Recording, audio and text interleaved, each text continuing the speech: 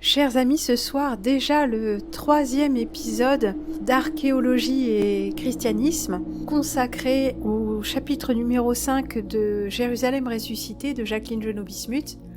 Oui, c'est assez pointu comme approche. Nous ne pouvons pas lire tout le livre, même si j'espère que nous aurons le temps de nous y intéresser. Tout de même, je ferai une synthèse, comme je fais à mon habitude.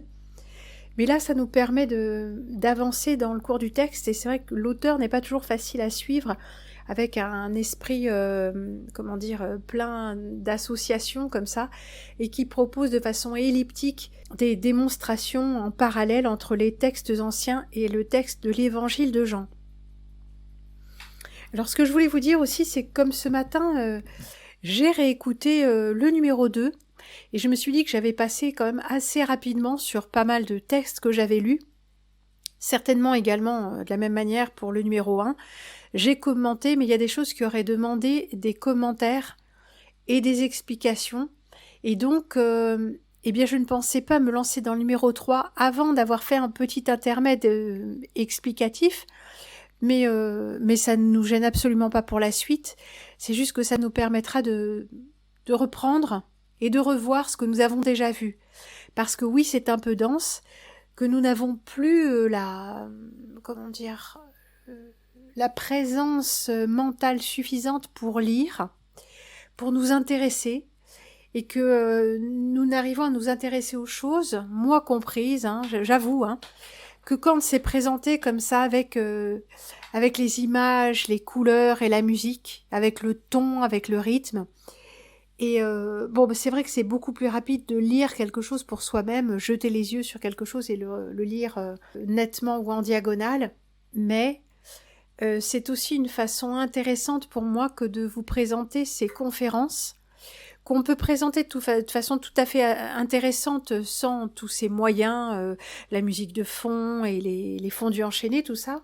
Mais c'est quand même bien d'avoir quelque chose comme ce qu'on appelait avant des diapos, enfin des choses à présenter, des images, des photographies, notamment là, en l'occurrence, d'archéologie ou même de pièces anciennes. Et puis ces tableaux de maîtres et ces tableaux de primitifs italiens qui me plonge inexplicablement, immédiatement, dans cette atmosphère de sainteté, de poésie et de grande rigueur morale que sont les évangiles, surtout l'évangile de Jean.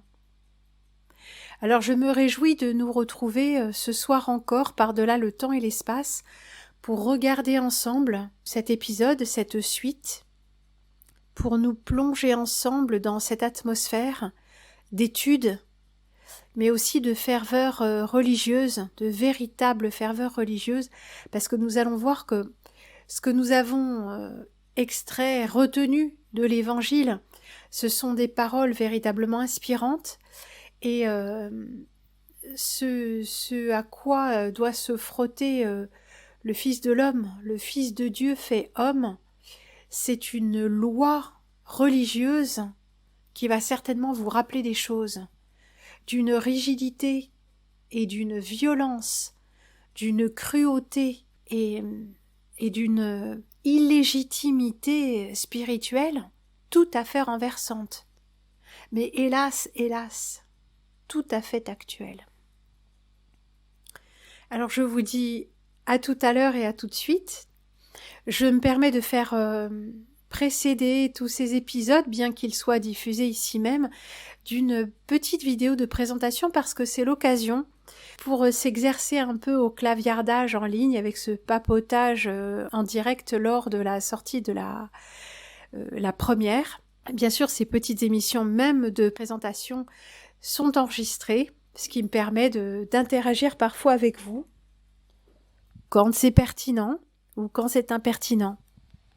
Et je me réjouis de vous faire partager ce savoir qui n'est pas le mien, qui n'est le mien qu'en toute petite part, c'est celui de ma mère. Et s'il vous plaît, ne fantasmez pas trop sur votre maman, c'est merveilleux, tout cet amour et tout. Non, vous n'y êtes pas du tout. Mais pas du tout.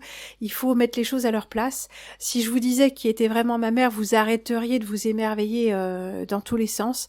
Je vous ai dit qu'elle avait des mots, des idéologies et des attachements très coupables. Très très coupables. Pas très dignes, en fait, de... Vous savez, tous ces intellectuels qui ont des faiblesses avec les enfants, il y a des gens qui ne condamnent pas ça, si vous voyez ce que je veux dire. Mais n'allons pas plus loin. Contentez-vous juste de prendre les choses pour ce qu'elles sont, à savoir le savoir et l'intelligence, quand il est question de savoir et d'intelligence, et de ne pas tout mélanger avec de l'émotionnel et de l'affectif. Parce que c'est malvenu. Hélas, hélas. Hélas, 3 fois hélas, que de pécheurs sont sur terre. Et quand ce sont des gens brillants ou intelligents, ou qui nous aident à comprendre le monde ou à avancer personnellement, nous n'aimons pas beaucoup savoir que ce sont des gens qui parfois, sur certains sujets importants et même essentiels, manquent cruellement de dignité. Hélas, hélas, hélas.